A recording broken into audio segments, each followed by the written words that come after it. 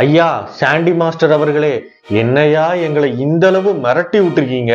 ஒரு சீனுல சாண்டி மாஸ்டர் நடந்து வருவாருங்க, பொட்டெல்லாம் வச்சு பூலாம் வச்சு கையில வளையெல்லாம் போட்டு வருவாரு. அந்த சீனெல்லாம் பார்க்கும்போது அல்லு விட்டுருச்சுங்க. அவர் நடந்து வர்றதுக்கும் பேக்ரவுண்ட் பிஜிஎத்துக்கும் அவர் உண்மையாவே பேயாவே மாறிட்டாருங்க.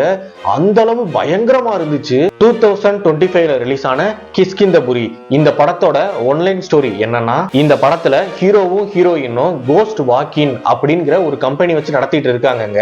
அதுல பேய்களை வச்சு மக்களை ஏமாத்துற மாதிரி விஷயங்கள் பண்றாங்கங்க. ஒரு கட்டத்துக்கு மேல நிஜமான பேய் இருக்கிற ஒரு எஃப்எம் ஸ்டேஷனுக்கு 11 பேரை இவங்க கூட்டிட்டு போறாங்கங்க.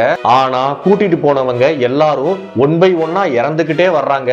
கடைசியில ஹீரோ இவங்க எல்லாரையும் காப்பாத்தினாரா இல்லையா, எஃப்எம் ஸ்டேஷனுக்கும் சாண்டி மாஸ்டருக்கும் என்ன சம்பந்தம் இருக்கு, கடைசியில பேய இவங்க என்ன பண்ணாங்க அப்படிங்கறதான் இந்த படத்தோட மொத்த கதையங்க. இந்த படம் காஞ்சனா, அரண்மனை இந்த மாதிரி ஜேனர்ல இருந்தாலும் எஃப்எம் ஸ்டேஷனை வச்சு இவங்க கொண்டு போன விதம் உண்மையாவே நல்லா இருந்துச்சு. இந்த படம் Z5 தமிழ் டப்லையும் இருக்குங்க.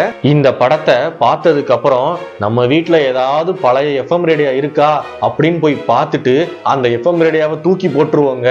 அந்த அளவு இந்த படம் பெரிய இம்பாக்ட் பண்ணிருச்சுங்க.